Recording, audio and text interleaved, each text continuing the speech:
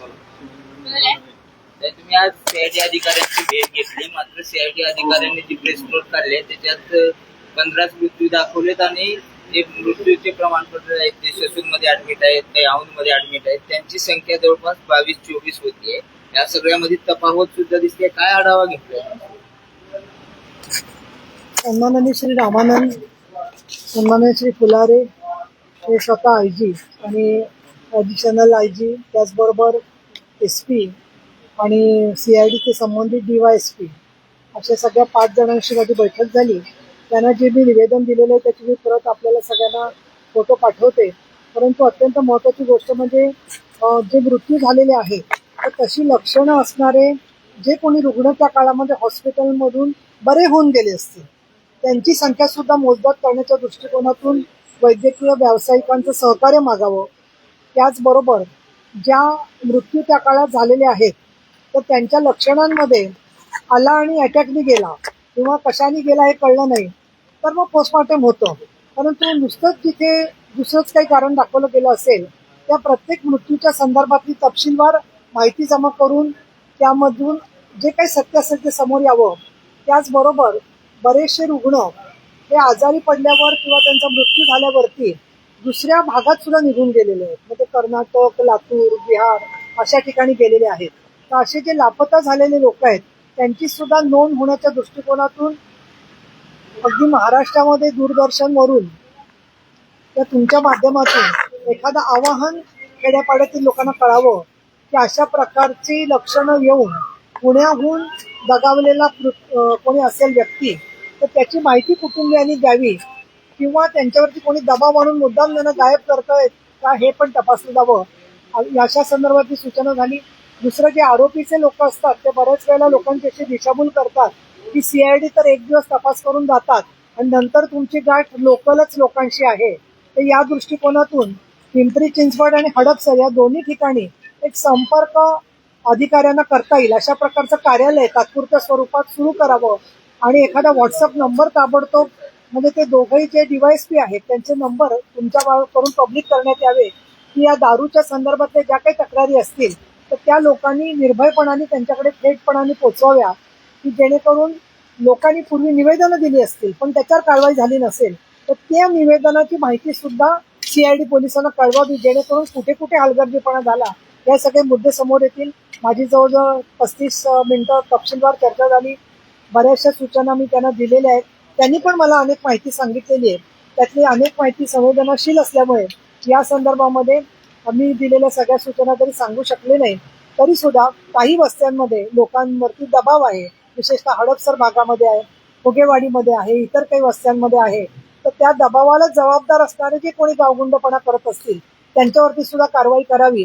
पोलिसांचं निलंबन झालं तरी अनेक निलंबन झालेले अधिकारी तिथेच थांबून पिंपरी चिंचवडमध्ये आणि पुण्यामध्ये थांबून काही वेळेला हस्तक्षेप करण्याची सुद्धा भीती असते आणि या दृष्टिकोनातून त्याबद्दलची सुद्धा योग्य ती दक्षता घ्यावी अशा प्रकारच्या सूचना मी दिलेल्या आहेत. पण काही जर बघायला गेलं तर 4 दिवस झाले CID कडे केस आहे.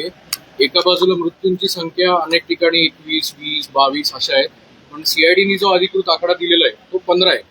तफावत नेमकं कोणाकडे? या संदर्भामध्ये आता त्यांचा अजून तपास चाललाय. तपास अजून पूर्ण झालेला नाहीये आणि त्यामुळे लवकरच याबद्दल ते जी काही वस्तुस्थिती त्यांच्या समोर येईल त्याच्यामध्ये सगळ्या मेडिकल रिपोर्ट बघून नातेवाईकांशी बोलून प्रत्येक मृत्यूची नोंद घेतली जाईल अशा पद्धतीने त्यांनी मला आश्वासन दिलेलं आहे. आणि त्यामुळे तो तफावत आज जरी दिसत असली तरी सुद्धा तुमच्याकडून सुद्धा जी माहिती येते त्याबद्दल लोकांशी खातरजमा करून त्याबद्दल्या वैद्यकीय परिस्थिती जाणून घेऊन ती तफावत जी आहे ती दूर केली जाईल. कारण सरकारने मदत जाहीर केली ती जर गरजूंपर्यंत खरंच पोहोचायची असेल तर त्यांचा मृत्यू यामुळे झालाय हे सरकारी यंत्रणेनेच मान्य करावं लागेल. ते नाकारलं तर ती मदत जे खरंच गरजवंत आहे तिथपर्यंत पोहोचणार. जे सरकारी इस्पितळांमध्ये गेलेले रुग्ण आहेत तिथं माहिती सरकारकडे आहेच. परंतु जे खासगी रुग्णालयात गेले किंवा गावी जाऊन किंवा आसपास घरांमध्ये त्यांच्या खेड्यापाड्यात मृत्यू झाले असतील तर ती माहिती जनतेच्या मार्फत सुद्धा पोहोचली तर त्याची नक्की दखल घेतली जाईल असं मला वाटतं. राजेश देशमुख आहे त्याचे प्रमुख, त्यांच्यावर काही कारवाई होत नाही किंवा ते SP जे आहेत कानडे आतून त्यांच्यावर होत नाही.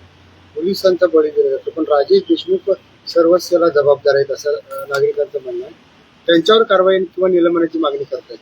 मला असं वाटतं की ही सगळ्यांची जबाबदारी असते. उत्पादन शुल्काची जशी जबाबदारी आहे तसं लोकांनी वेळोवेळी निवेदनं देऊन त्याची दखल पोलिसांनी घेतली नसेल तर ते देखील तेवढेच जबाबदार आहेत. या दृष्टिकोनातून उत्पादन शुल्काकडे ही माहिती आधी होती आणि त्यांनी त्याबद्दलचा हा पूर्वी गुन्हाही या हातभट्टीवाल्यावरती दाखल केलेला होता. आता यामध्ये राजेश देशमुखांचं काही त्रुटी राहिली आहे का अजून कोणाच्या काही त्रुटी राहिलेल्या आहेत वरिष्ठ स्तरावरती, हा संपूर्णपणाने मला असं वाटतं माननीय मुख्यमंत्र्यांच्या अधिकारातला विषय आहे. त्यांचंही बारीक लक्ष आहे. एकनाथ शिंदे साहेबांनाही याबद्दलची माहिती सगळी कळवलेली आहे आणि त्यात मग जे संबंधित असतील त्याबद्दल आणि परत आपल्याला मी नम्रपणे सांगू इच्छिते की 22 जून पासून अधिवेशन सुरू होतंय. त्यामुळे अधिवेशनामध्ये सुद्धा याच्यावर आवाज उठवलाच जाईल. अधिक वेगवेगळे आमदार काही जण आज आता जात आहेत. त्याच्या आधी तर मी गेले प्रत्येक ठिकाणी तर कोणी विशेष भेटायलाही त्यांना गेलेले नव्हते. पिंपरी चिंचवडचे गेले पण हडपसरमध्ये मात्र थोडंसं शिथिलता मला जाणवलेली आहे.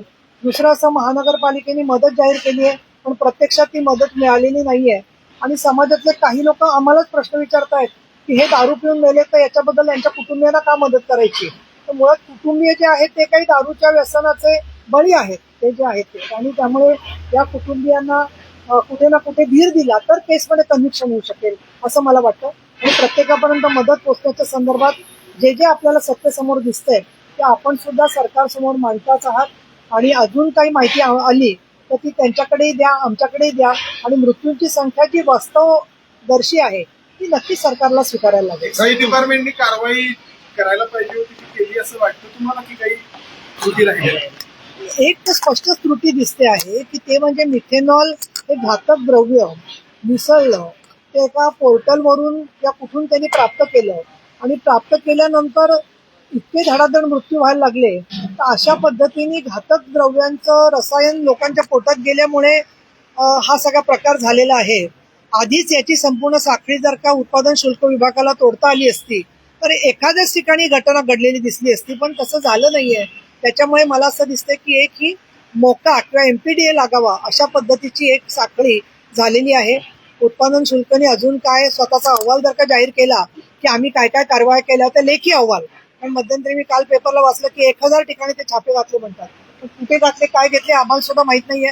तर त्याच्यामुळे त्या छाप्यांमधून काय निष्पन्न झालं असं त्यांनी एक अहवाल मांडावा असं मला वाटतं. मोका कोणावरती लावा? योगेश वानखेडे आरोपी पुत्र आहेच पण उत्पादन शुल्क मध्ये कोणी जबाबदार असेल? त्यांच्याकडून मुद्दामून जाणीवपूर्वक दुर्लक्ष झालं असेल ते सगळे याच्यामध्ये जबाबदार आहेत आणि त्यामध्ये जसे त्यांनी स्वतः विक्री केली त्याचबरोबर ज्यांनी पोहोचवली विक्री ज्यांचे स्वतःचे गुत्ते आहेत परत हडपसर आणि इतर ठिकाणी हे सगळेच जबाबदार आहेत असं मला वाटतं. काही तुम्ही सीआयडीच्या कार्यालयात आलेला आहात. सीआयडीच्या पोलीस अधीक्षक आहेत वैशाली माने यांनी गंभीर आरोप केलेला आहे की महिलांना बदल्यांमध्ये दुजाभाव भेटत आहे. कुठेतरी त्यांची अडवणूक केली जात आहे. अनेक महिला ज्या आहेत त्या नॉन एक्झिक्युटिव्ह आहेत. सरकार महिलांकडे बघताना कुठेतरी त्यांना पोस्टिंग देताना कुठेतरी हात आकर्षक होतो असा त्यांचा आरोप आहे. मी लोकशाही वाहिनीचं तुमचं अभिनंदन करीन. मी सुद्धा वैशाली माने यांची ऐकली मुलाखत आणि त्या प्रकारे त्या बोललेल्या आहेत. त्याची दखल मला असं वाटतं पोलीस महानिरीक्षक तर घेतील पण मी हा विचार करते की ही मुलाखतीतले त्यांनी मांडलेले मुद्दे लिहून काढून तुमच्या मुलाखतीसह पोलीस महासंचालकांकडे पाठवावेत जेणेकरून त्याची दखल घेतली जाईल. आणि याच्यापूर्वी कुठल्याही वाहिनीवर न येता अनेक महिला पोलिसांनी माझ्याकडे ज्या तक्रारी केलेल्या आहेत त्याचा मी वारंवार मला तर वाटतं निदान 15 तरी केसेसचा मी पाठपुरावा स्वतः केलेला आहे आणि त्या दृष्टिकोनातून या दृष्टीने अंतर्गत महिला सुरक्षेसाठी त्यांची कमिटी आहे ज्याच्यामध्ये स्वतः महिला IPS अधिकारी असतात. वेळोवेळी त्यांच्या कमिट्या पण केल्या जातात पण सातत्याने या संदर्भातल्या तक्रारींकडे स्वतः IG आणि स्वतः गृहमंत्र्यांनी तपासून घ्यावं. त्यानुसार काही सुधारणा आवश्यक असेल तर ती जरूर करावी असं मला वाटतं.